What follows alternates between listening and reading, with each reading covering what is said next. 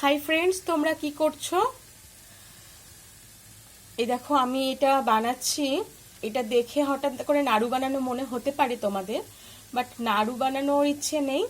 এটা নারকেলটা জ্বালাচ্ছি আমি। খেজুরের গুড় দিয়েছি, কিন্তু গুড়ে এত বেশি, গুড়টা মানে এত বেশি ভালো যে এটা সাদা কালার হয়েছে।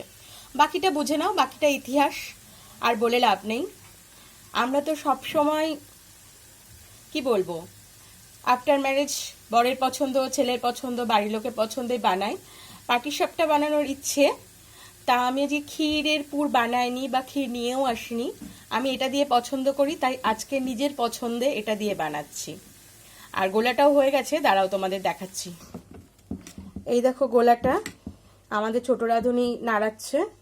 না, গোলাটা এখনো কমপ্লিট হয়নি, আর একটু পাতলা করতে হবে। ওটা আমি একটু রেস্ট দিয়েছি, কারণ ভিতরে সুজি আছে, সুজিটা একটুখানি ফুলুক, তারপরে দেখি হয়ে গেলে কেমন হয় সেটাও তোমাদের দেখাবো। চলো বাই।